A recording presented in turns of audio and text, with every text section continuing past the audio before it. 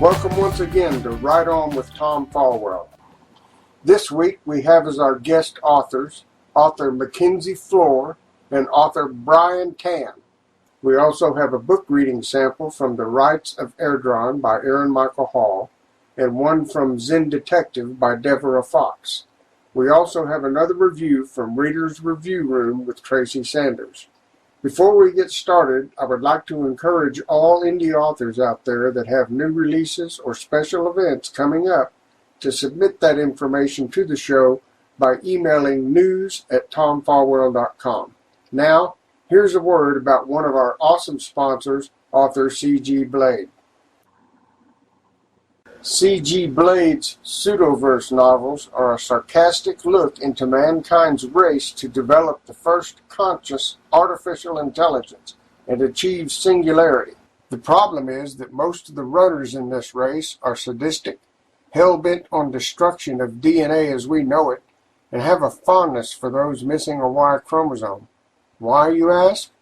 From cobalt to crimson to emerald, this is one wild, mysterious roller coaster ride as a hidden puppet master is slowly but surely gaining ground on humankind. C.G.'s newest novel, Onyx, goes back 26 years before Cobalt and explains the beginning of it all. Will humanity finally become steady? Tropa is all around us now as heliotrope starts to take shape. We hope you enjoy this little slice of science fiction heaven which fuses historical science fiction, satire, horror, and plenty of hidden Easter eggs along the way. Join us in liberating the pseudos, from Pseudosynth Press Publishing. Next up, we have a review from Reader's Review Room for A World Without Water by Christopher Hawley, an illustrated story poem for young readers. This review can be found at readersreviewroom.com. This is for A World Without Water by Christopher Hawley. As an early educator, I am always on the lookout for children's books that are engaging and educational. But as a mother and children's author as well, I've learned that these types of books are not always easy to find. I applaud this author for taking an important global topic and breaking it down into a short, entertaining story that children of all ages can understand and relate to.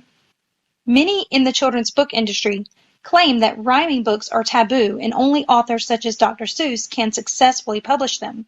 In my nearly 20 years of teaching little ones, I can attest that this is simply not true. Children adore rhyming books and remember them much easier than those without rhymes. This author has eloquently proven this untrue as well.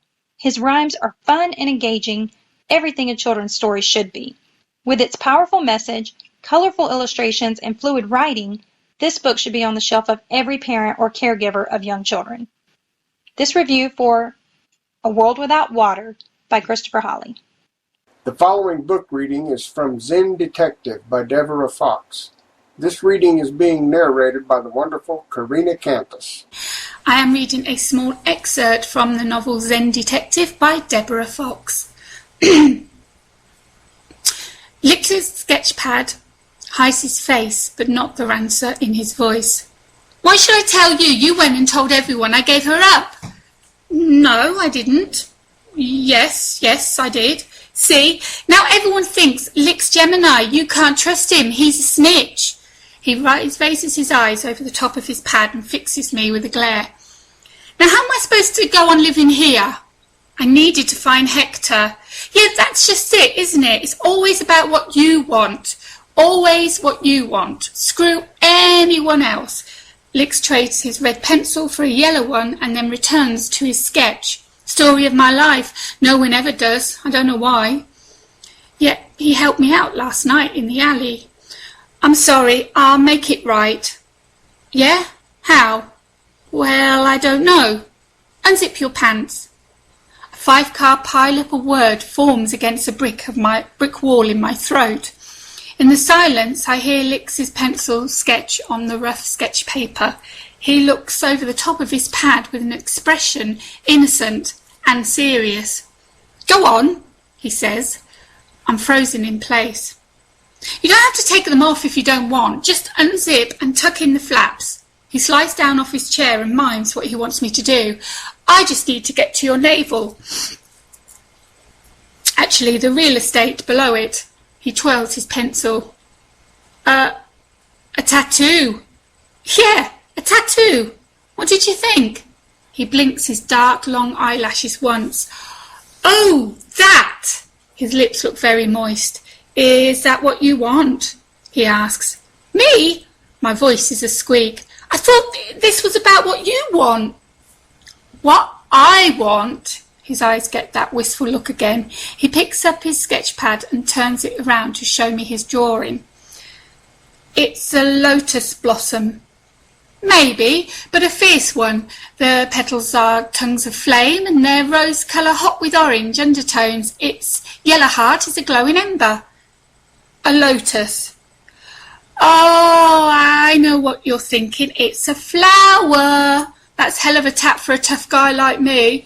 But see, the lotus, it starts off in the muck at the bottom of the pond, and then it grows up through the water and finally breaks the surface. A good symbol for you. The way you can't quit nosing around, and if I put it here below the belt, he pats his own belly. No one will see it unless you show it to them. It will be your secret. Our secret. A tattoo. The man wants to tattoo a lotus on my belly. The lotus symbol of pure perfection of the awakened mind, blooming only after it's risen above the murk of ignorance and beguiling desire. Outrageous, but temptation tingles my spine, and my skin feels as warm as if Lix's campfire of a lotus already burns there. Today I have as a guest with me author MacKenzie Flohr, who's going to be talking about her book, The Rider Wands. And I just want you to welcome her, and let's hear from her. Welcome, MacKenzie. Thank you. Hello, everyone. So tell us a little bit about yourself and how you got into being an author. Absolutely. Well, my name is MacKenzie Flohr, and I am a fantasy author, young adult fantasy author for BHC Press.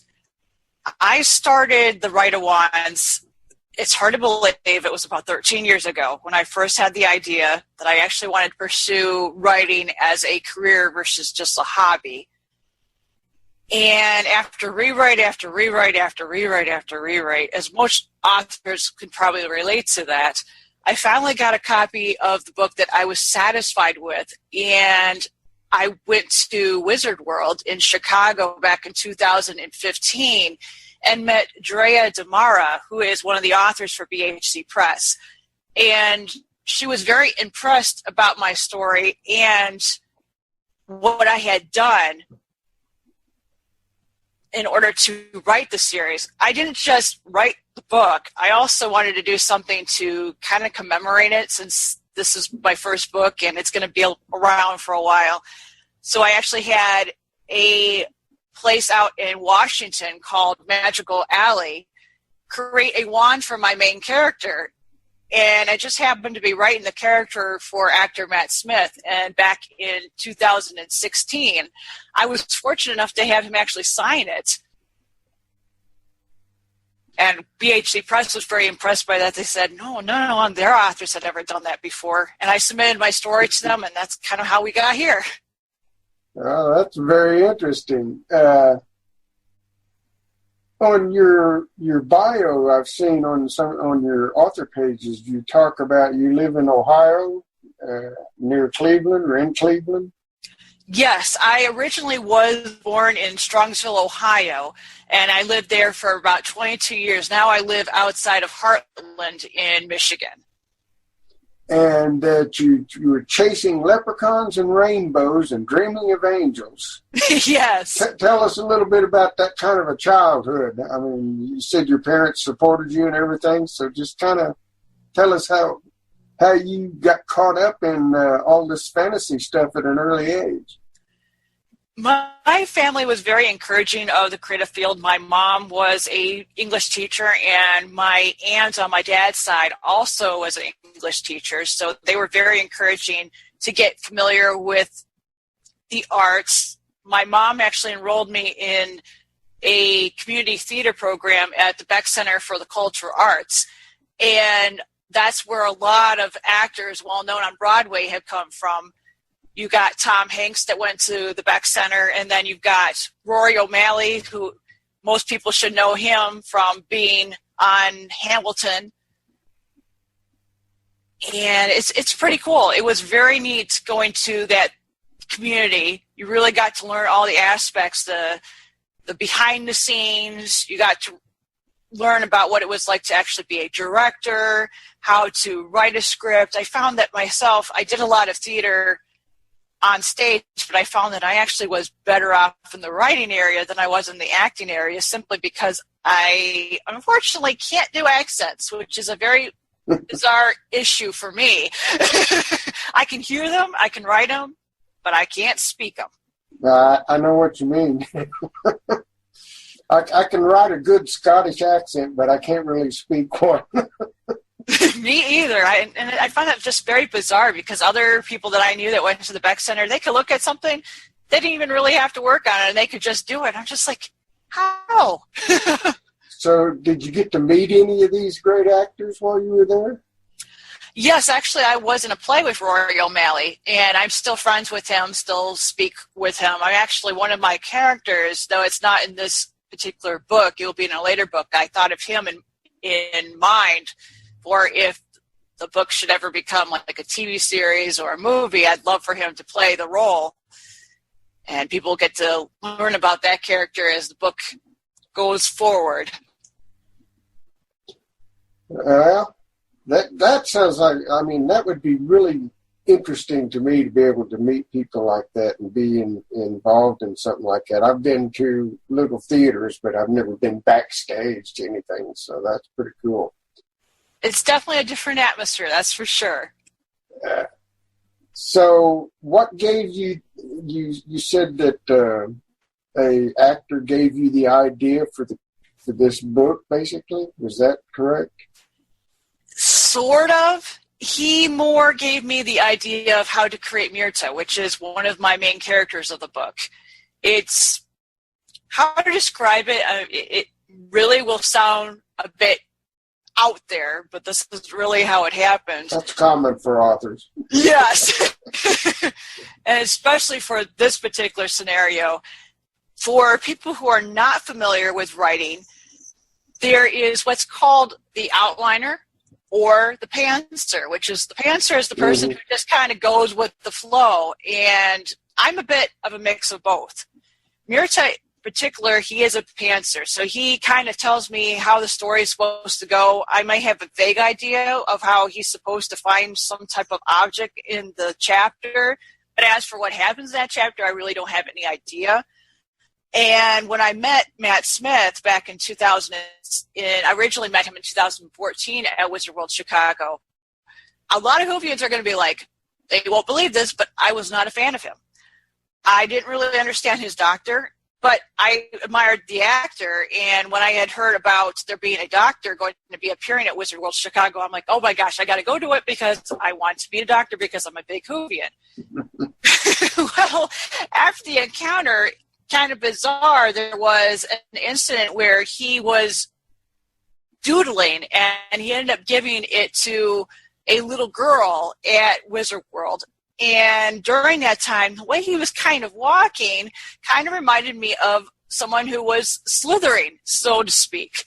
And for some reason, that appearance stuck in my mind. So about a year later, I was struggling with the book, wanting to give up. I thought, well, this was a good journey. I've stressed too much about it. This is the end, blah, blah, blah. Next thing is, I could envision him playing Myrta. I could see how Myrta was supposed to speak, how he acted, what his background was, what he looked like. And I started writing the character format, and I'm like, wow, this is going to work. And it did. So a pantster and a little bit of plotting, huh?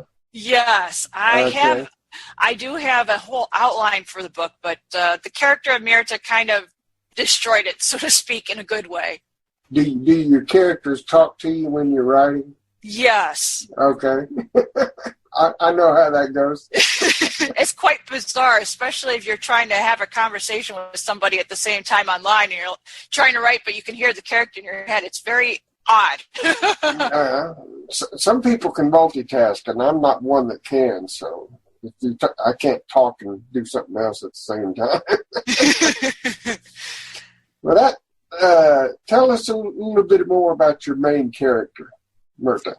So there are two main characters. Myrta he's a potion maker, so you can kind of envision him kind of in a way like Snape from Harry Potter. He runs into this situation where he's a young boy. In my world, wizards and witches aren't just born with their powers or their wands. They actually have to go through what's called the Rite of Wands ceremony, which is a ritual that goes over their lifespan, over their past, their present, and their future, and they'll see something. And that future that they see, they get to make the choice of how they're going to react to the experience. And based on that, really, it's going to affect how they will be as an adult. And Myrta sees something that is very unnerving. He sees his world is going to be destroyed by a disease called the Troya, and it is up to him to come up with the cure in order for the world to be saved. And as you'll find as the story goes on, he kind of becomes quite obsessive over coming just to create this cure. And you'll see how it is slowly changing him, and it's driving him literally insane. A psychological profile, huh? Yes. Okay. That sounds interesting. The world that you've created was this something that just kind of came about as you began writing it, or was it something that you thought of before you began writing? I would say that the only thing I really saw was there is a world that hasn't actually happened yet in the story. It'll probably happen in book 3. I saw a little bit of that island and how the people were, but as for the rest of the world, it just kind of came about. I would say the first character that came to mind was Orland, he is kind of the co-main character with Myrta, and he is Scottish, and he's written in a way, so I had the actor I envisioned to play him, at least in America, he was poked fun at for having a very heavy Scottish accent, and people would accuse him of mumbling, which I found just kind of odd because Grace Point wasn't him. It was the way that Fox produced it. The background was overpowering his voice, so it kind of did sound like he was mumbling, but he wasn't really. So I kind of took on the idea that I'm going to write out his character phonetically so it overemphasizes how heavy his accent is, and also so that people can see that he really doesn't fit in. He's pretty much an outcast. He's a soothsayer. He is forced to go to the kingdom of Gandalf and be the soothsayer for the king, even though he doesn't really have any experience in that, other than he's had one experience where he foresaw something, but he doesn't really know if it's true or not. He doesn't really know even if his ability is legit. He just knows his mother once was a soothsayer for the king. So he's forced upon this new world, new environment that he doesn't really know too much about, and is honestly quite unsure of himself, wondering, am I really supposed to be here? Is this what I'm supposed to do? But yet he has this strong sense of duty, because in his Rite of Wands, he foresaw that something terrible was going to happen to the king, and so he wants to protect his king and make sure that nothing actually happens. You keep referring to your characters as if you're talking about actors. Do you visualize as you're writing like a movie? Yes, I do. I can.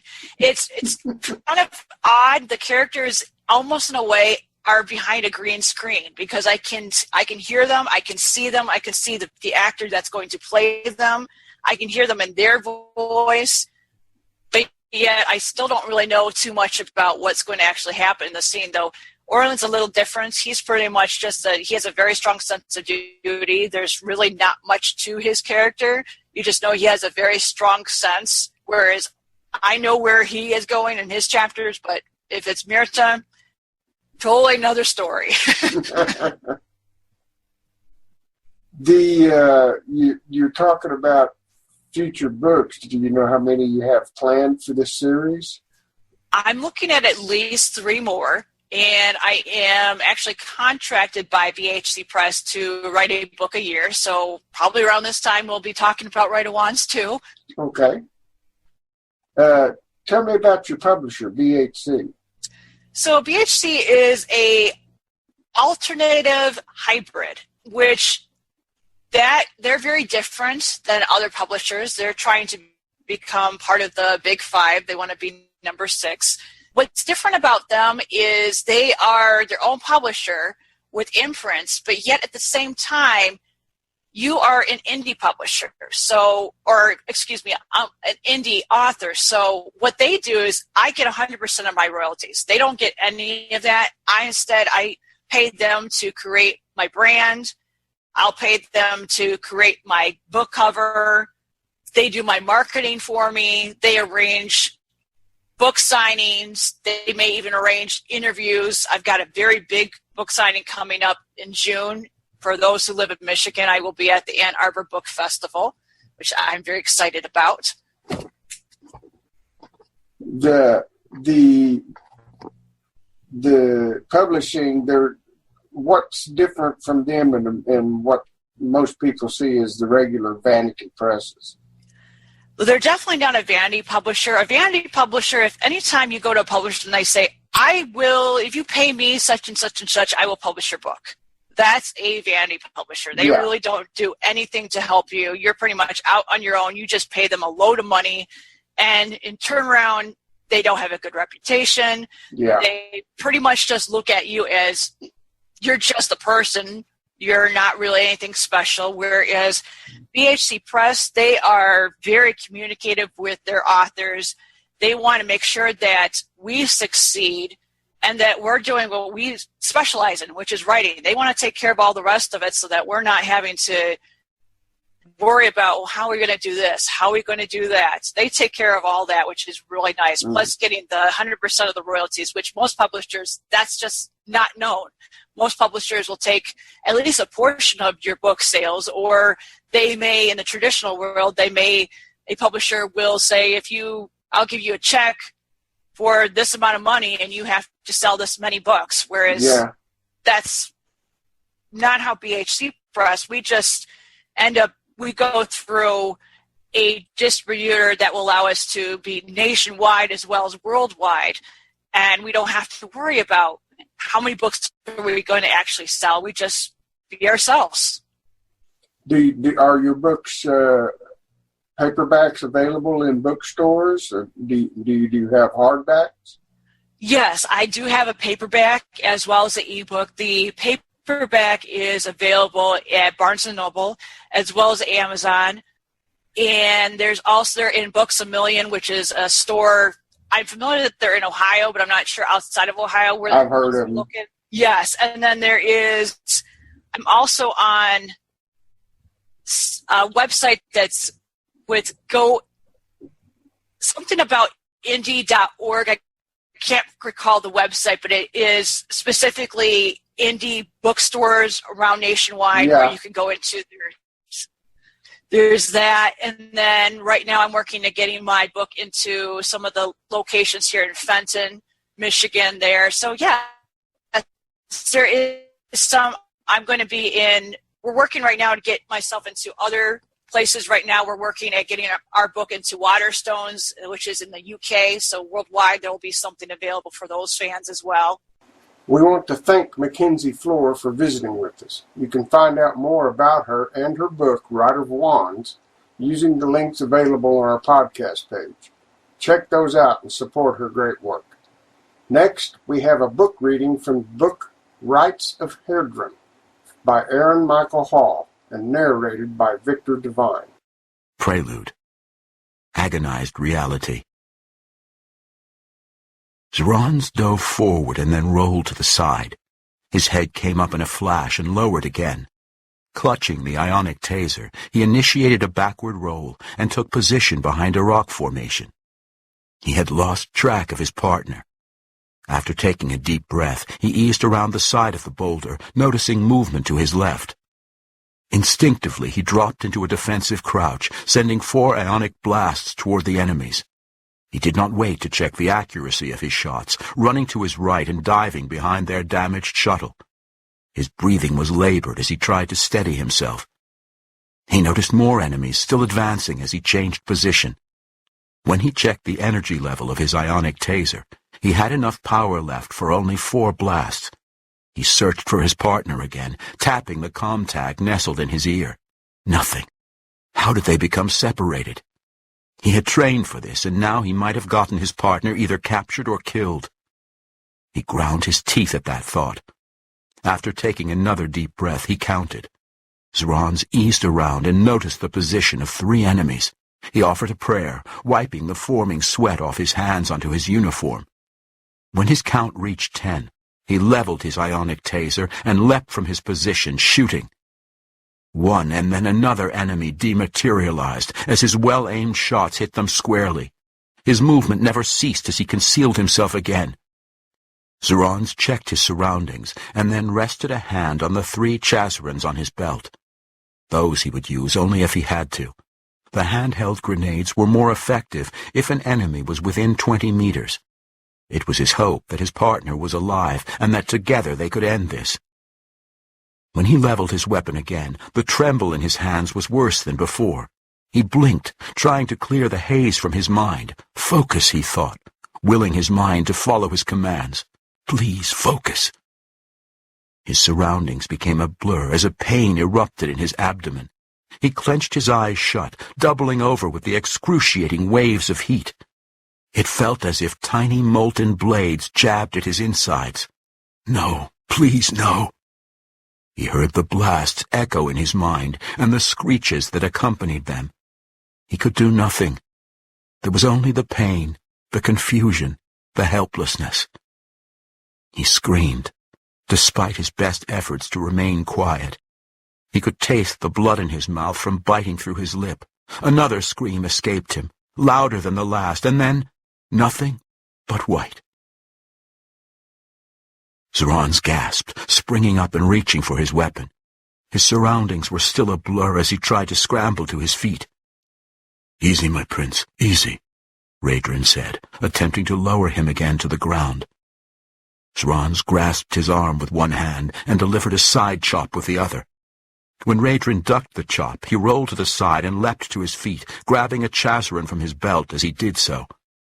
Radrin's eyes widened. "Training exercise complete. Terminate," he shouted, diving toward the prince. Everything in the dream room faded as Zrans thrashed, trying to break free from his tight hold. The chazaran he had been clutching disappeared with the rest of the items in the training program. "My prince, please. The exercise is over. The pain is over. You're here with me. It's only us, Zrans. Can you hear me? Follow my sound and come back to me. Please come back to me." Radrin bit back his emotion, cradling the prince in his arms. His episodes were coming more often, and the level of pain was increasing. "Zrans," he said again, "I'm here with you. I'm here." His motion calmed when he heard Radrin's soothing voice repeat his name. Zrans blinked his eyes open, trying to clear the fog from his mind. Radrin kept one arm wrapped tightly around him, and with the other pulled a subdermal injector from his belt. He placed it against Zrans's chest, emptying the remaining medicine into his bloodstream. Zrans's body tensed with the injection, and then went limp as the medicine eased the pain and lifted some of the haze filling his mind. Radrin. The pain and suffering etched the word. "Radrin, help me. Please, help me." "I'm here with you, my prince. We'll find a way, I promise you. We'll find a way." I'll never leave you. I'm here. Thanks to Erin Michael Hall for that reading from her book, Rights of Hergrin. Be sure and check out the books from these readings by clicking the links available on the podcast page. Next, we have a word from another of our great sponsors. Here's Karina Cantus with some information you might like. Hello, I'm Kay Gantus from Author Assist. I'm a freelance writer and author of 8 books and over 35 publications. I have been in this business for over 25 years and I am proud to call myself an indie author. However, being independent comes with a lot of responsibilities that take time, skill and experience, all of which I have, and for this reason I now offer my time and experience to other indie authors. My services include, but are not limited to, virtual assistance, social media consultancy, marketing and promotional management, blog tours, event and party hosting, setting up and the promotion of Head Talker and Thunderclap campaigns, branding, logo design, narration, book trailers, newsletter and sign-ups, bookmark design, teaser and banner design packages. All permanent positions and services come with regular updates via video meetings or phone calls. Even when our arrangement has ended, I'm always around to give advice and answer any questions that the author has. If any of these services interest you and you'd like to discuss them further, then please get in touch with me via Facebook at kgantus Author Assist or email kgantusauthораssist@gmail.com. Samples and testimonials are available on request. I look forward to chatting with you. With us today we have the author Brian Tan, and we're going to be talking with him about him being an indie author and the books that he writes. So join me in giving a big welcome to Brian Tan. Hello, Brian. Hey, Tom. How's it going, buddy? Why don't you tell us a little bit about what made you become an author and how that process came about? Well, I've always been a reader and a storyteller, and everything that I tried to do in life as a kid and even as a younger kid and then a kid in my 20s, everything I tried to do, it was always writing. Whether I was doing music or anything else, it was just writing. I was always writing thoughts. I remember as a kid, I had notebooks and notebooks of, poems, songs, journal, pretty much anything you could think of. And then one day, this is probably about 10 years ago now, I moved from my hometown of Pittsburgh, Pennsylvania. I moved to New England and, left everything behind, left my whole life, friends, family, everything behind to try to start over. And I was miserable. Next thing I know, I'm sitting at a laptop and I'm writing journal entries, but I'm writing them as a character. Next thing I know, I realized that I'm writing what became my first novel, The Enforcer, Darkland's Path of Redemption, The Enforcer. And, I had about maybe 150 pages of journal notes and everything that, the character was going through in the story. So, good Lord. What brought about doing the journal? I mean, you were writing the journal as the character. Right. What brought that character to your mind? Was it based on anybody or just something that came to you? Bryce Creed and I have a very, very long history with one another. Bryce Creed started out actually as a reoccurring nightmare as a kid. I always had very, very vivid nightmares, and it always goes along with having a very vivid imagination. And, as time went on, Bryce Creed sort of molded, evolved, and adapted. There was a point in time in my life where, not to mince words, I'm a very open person. I had a nervous breakdown. I was dealing with some difficulties in my life, as we all tend to do at times. We all do as we get older. Yeah.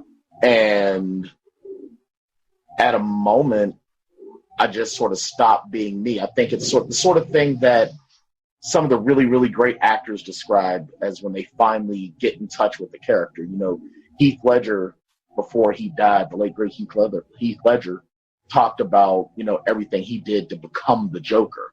He wasn't just playing a role, he became the Joker. Yeah. And that's kind of like what Bryce Creed was with me.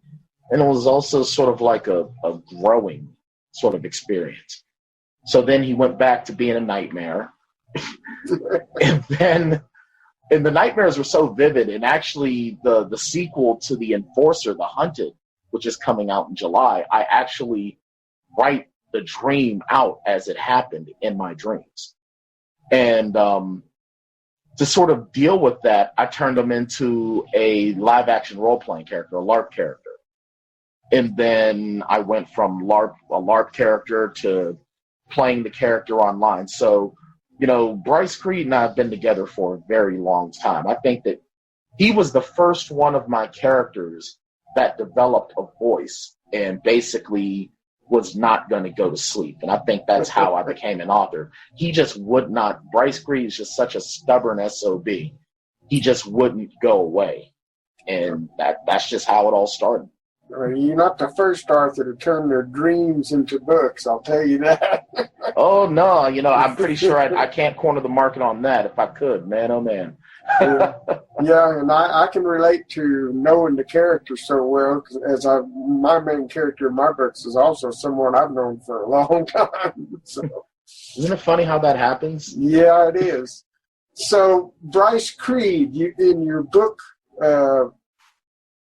is Darklands the name of the book, or? The Darklands is, and it's funny because I try to explain this in text and it never seems to resonate.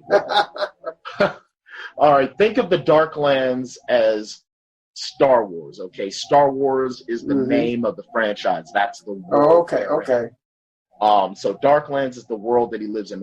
And Darklands it's our world with everything that mom, dad, religion, media tells us isn't true.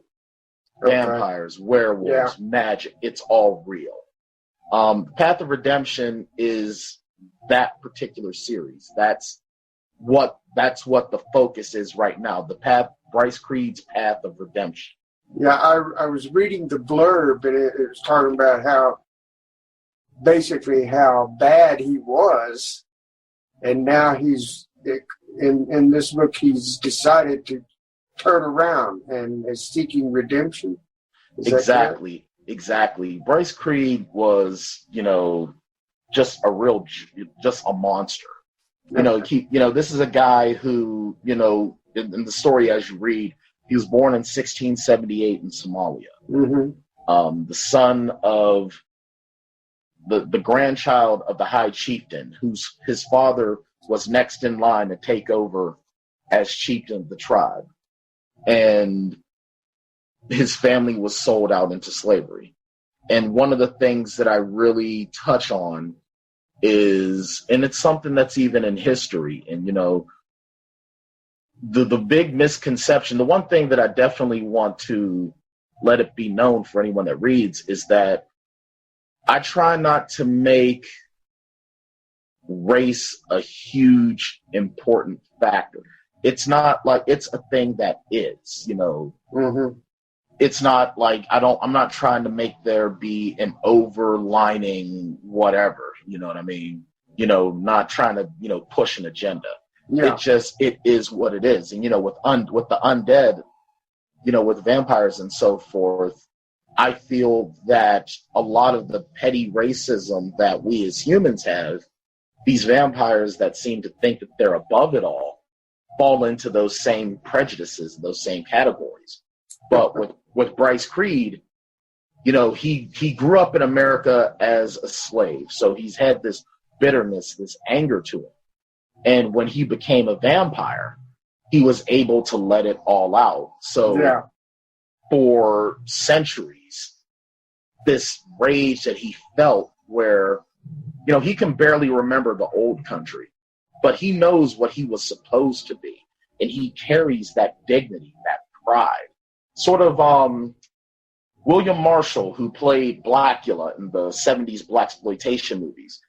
thing that made Blackula so amazing of a character for me is that in the blaxploitation movies, you know, it was just like it was blaxploitation, you know, the stereotypes of blacks in the 70s. Yeah. But with William Marshall, he was different. He carried himself with a pride, a dignity. He was regal. And I think that that's what really turned me on to that character. And that's sort of what Bryce Creed was to me. So it's like he knows what he's supposed to be, but he was forced to be this monster. So he's bitter, he's angry, and he's given away to it. So at the point that we're in the first Path of Redemption book, The Enforcer, he's got no real path. It's like, all right, I know what I don't want to be, but I have to be if I want to survive. Now I just got to find something that's going to help get me to the next step. And, of course, well, it shows up. Okay. As you was talking, it was kind of like you was talking about roots with vampires in a way. Yeah, in a lot of ways it truly is. And, you know, Bryce touches on it a little bit as well. You know, in a journal entry, one of the things he said, because the book is comprised of, it's told in a third-person narrative, but there are first-person points where he's writing journals. He's keeping a journal for you, the reader. Yeah.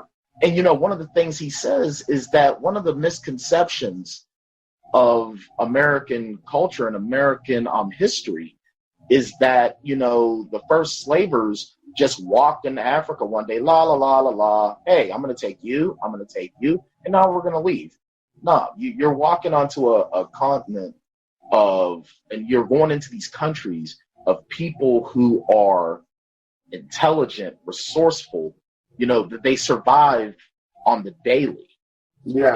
And you know, so you weren't just walking in, taking people and leaving. Yeah. You know, that there were political underhanded things going on even in the tribal settings. Yeah. Because at the end of the day, man wants power. And that's sort of an underlying concept of this book. It's about people wanting power. And, you know, he even says, you know, if you're really naive enough to believe that it happened the way it does in the history books, well, you need to reevaluate. And I think that that's where a lot of his bitterness and anger comes from. Okay. It sounds interesting, really does. He's trying, and you're saying something, he's trying to protect someone from the hands of a vicious sect leader, I believe it says. Right, yeah. Well, is this someone he cares about? Well, but the funny thing is that the thing about Bryce Creed is that as much of a jerk as he is, as much of a monster as he is, he has a code of honor. When he gives his word, he keeps it, because that's one of the things that he was taught, to be honorable. So a mistress vampire in my hometown of Pittsburgh, because Pittsburgh takes place in every book. It has a place in every book that I've written. You know, you hear cities like Los Angeles or New York, especially New York, if you are into any of the anything Marvel, they say New York has its own story, its own soul, its own character. Pittsburgh is no different. No city, I think, anywhere is different. Every city has its own identity. Well, the Mistress Vampire of Pittsburgh calls for him personally to protect her because there's a group that's trying to kill her, and she doesn't know why. All she knows is that there are attacks going on in her city, left, right, and center, which is bad for her because anyone who's in any sort of position of authority, all it takes is someone to challenge said authority, and now you've got no power. So she's saying, you know, she's going to him, you know, asking for help. It's like the vampire version of "Help me, Obi-Wan Kenobi, you're my only hope." And you got, go ahead. I'm sorry. So really it's, you know, him deciding, well, the reason, and not to give too much away, the reason why he decides to help her is the most jerk reason possible at first. He's doing it just to spite someone else. Okay. It's like, you know what? I really hate you. And if I leave, it makes you look bad. So, yeah, I'm going to do it. Yeah. That's like Bugs Bunny. If I did it, I did a whipping. I did it. Exactly. Exactly. And that's the thing about Bryce Creed. Even though he's bitter and angry, he's a smartass. He's a jerk. And he loves it. He loves to quip. He loves to and so much of this book involves so much of things that have influenced, that are me personally, and things that have influenced me. You know, with Joss Whedon and Buffy the Vampire Slayer, how, you know, there's always those quips. You've always got to have those smart mouth retorts, you know, and because it makes it fun. It gives, you know, how boring would it be? I'm big, bad, mad vampire. I go help. Yeah, that's boring. Yeah. I don't want to write 400 pages of that, much less subject someone to read 400 pages of that. My God. What got you started in vampires? I mean, what is it that, where did you find this interest in vampires so much? Thank Catherine Bigelow and Joel Schumacher and William Marshall. Catherine Bigelow, of course, directed Near Dark, 1987 vampire flick with Bill Paxton, rest in peace, and Lance Henriksen, one of the most underappreciated vampire flicks of all time, in my opinion. Mm-hmm. And then, of course, The Lost Boys came out in 1987 as well. Yeah, that was a good one. I think, strangely enough, I watched The Lost Boys before I watched Fright Night. Of course, keep in mind, Fright Night came out when I was about 6 years old. So, of course, I watched it when I was 7, 8 years old. So, you know, so those, and then, you know, I don't know, man. Vampires, it's like, you know, get rid of the sexy, creepy pedophile thing that came with Twilight, and you've got these beings that can see history in the future, as long as they're the apex predator. But as soon as they get stupid, they're the hunted. And I think that's what I've always loved about vampires, is that apex predator mindset. And, you know, as a kid, you start learning about lions and tigers and bears. Oh my, vampires are just like that next step in the chain. And it's like, wow, you know, they're so cool. Well, you got, this is going to be just the first book of a series.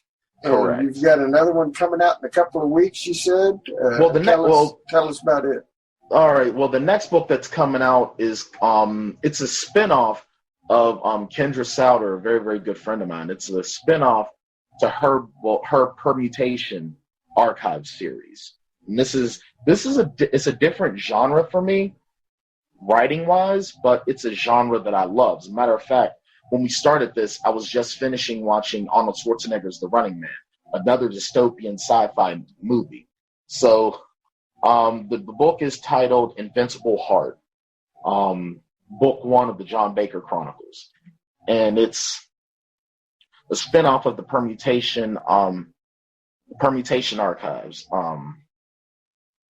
And it's an amazing book for me because I started writing The Enforcer back in 2007.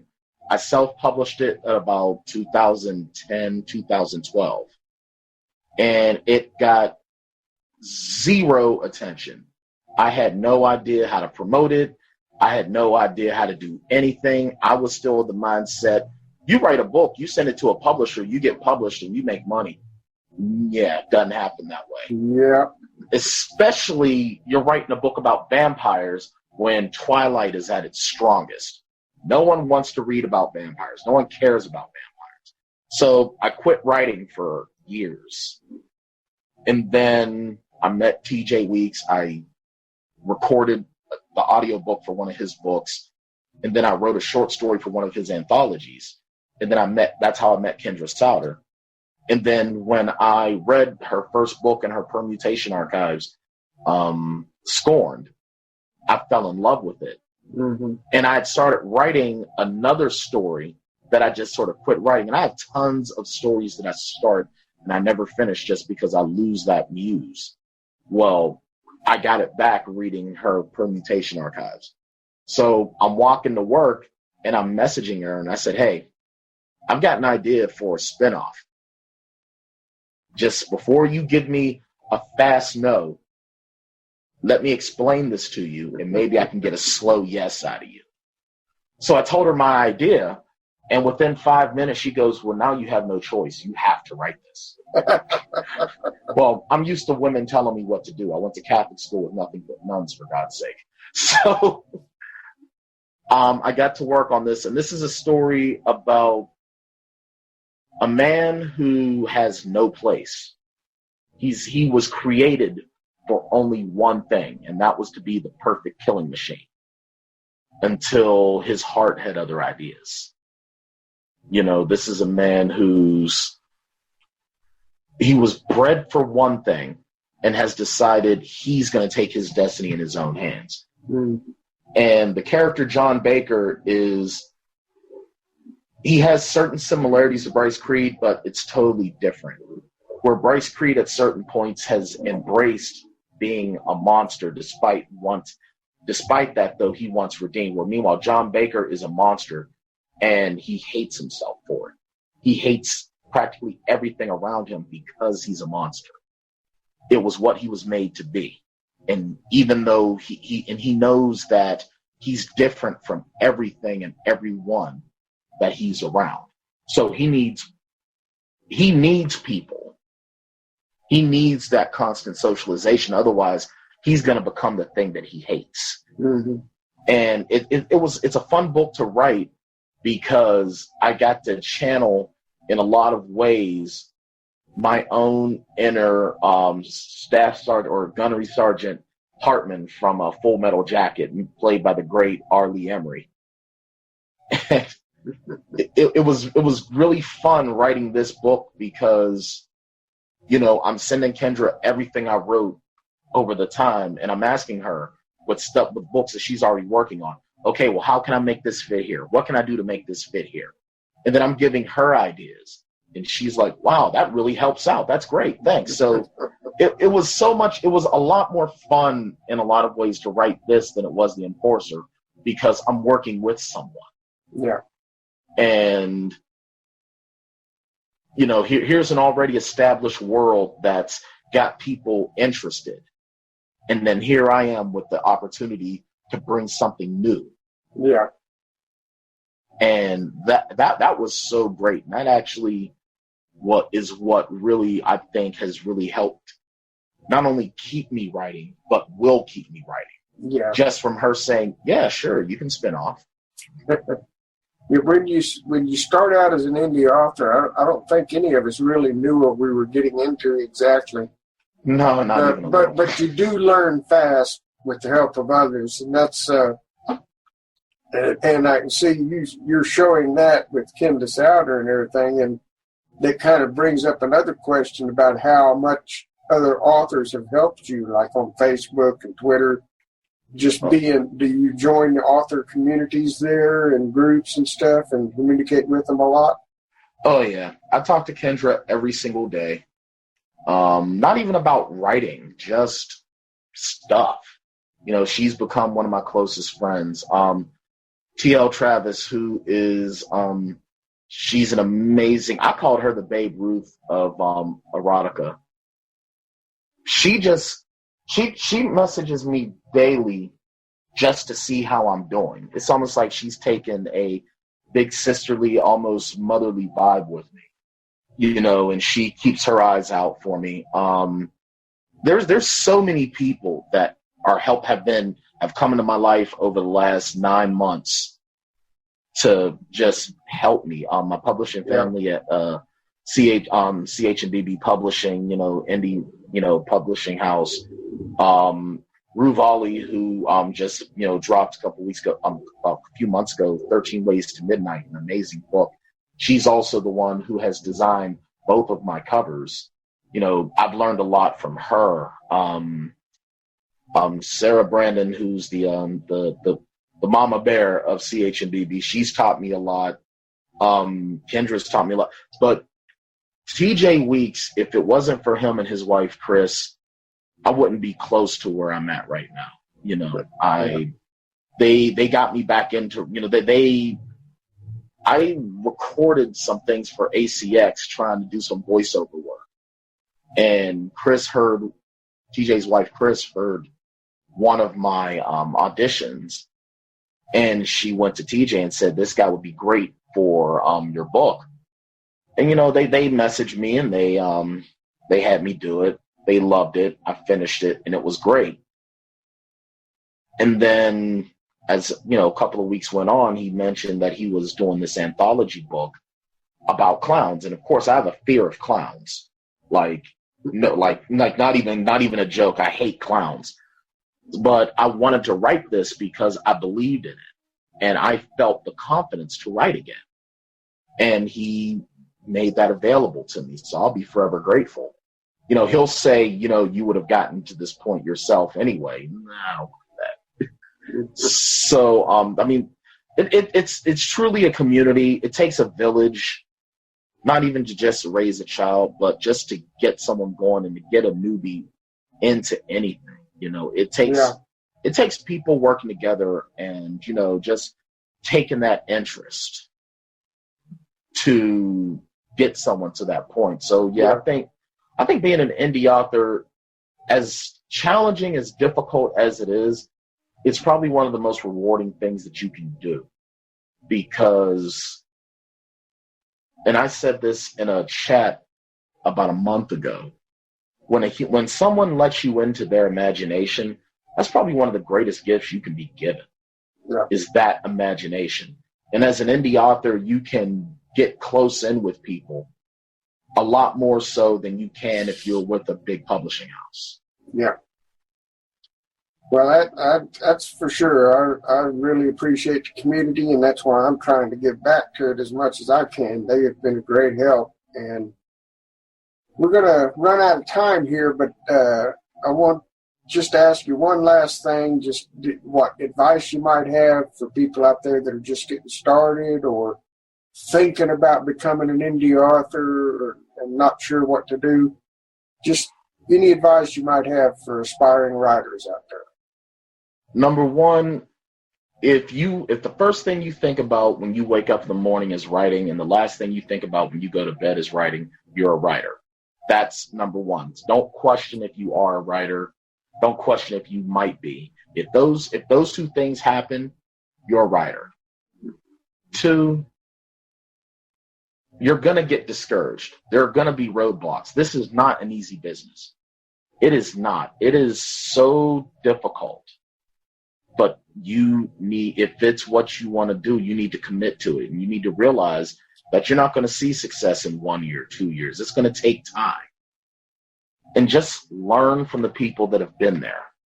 When someone tells you don't get ahead of yourself, don't get ahead of yourself. You know, listen to the advice you're given and just enjoy it, you know. Mm-hmm. And try to be, I would say one of the most important things is try to pay attention to who you're talking to and how you talk to them. Yeah. Because you don't want to rub people the wrong way by being over anxious or coming off as a certain way. Remain humble and just learn as much as you can. Take in all that knowledge. But don't get so, I guess, dependent on your mentors that you forget to do for yourself. Yeah. You know, that's the one thing that I learned the hard way very early on, is that you've got people that are willing to answer your questions, but if you're not willing to start doing for yourself, you're gonna rub them the wrong way. They're not gonna want to deal with you. Yeah. You know, you've got to be able to walk that thin line of being in a social circle, because that's what the writing community is. It's one big social circle, and you have to know how to maintain positivity with people. Yeah. Because not everyone's a nice person. You know, not everyone is. I've gotten very fortunate where I've dealt with people that are very, very positive, very, very understanding, very, very caring. And I've met some people that aren't. Mm-hmm. So you just gotta pick and choose your mentors very carefully, and make sure that you don't overly rely on your mentors. You use them, you not use them, but you go to them for advice, but you don't look to them to do all the work for you. Yeah. Do your own research, do your own everything, and don't worry about this next thing. Finish your book and concentrate on making it the best thing possible, because that's a piece of you that's going to last forever. Amen. Yes, sir. Well, that's thanks. And I just want to thank you for coming by and talking with us, Brian. No, thanks for having me. And everyone, just hang on. We're going to have some more in the show, but I just want to thank you once again. And everyone, please check the links on the episode page. You'll find links to Brian and to his books. Check them out and give him a read and give him a review. That's the best compliment you can give a writer. If you're an indie author, then you're sure to find the following information to be of a great benefit. Are you a new indie artist looking for a way to market yourself? Maybe it's time to go indie now. Go Indie Now is an online platform that highlights, fosters, and supports indie artists of all art forms. Our shows on YouTube do everything they can to bring an audience to what you're doing. So head on over to goindienow.com. Find our channel on YouTube by searching Go Indie Now, all one word. And remember, it's always time to go indie now. We'll see you there. That's all we have time for today. Thank you for listening, and I hope you will continue to join us each week for news, reviews, and great author interviews. Until next time, ride on.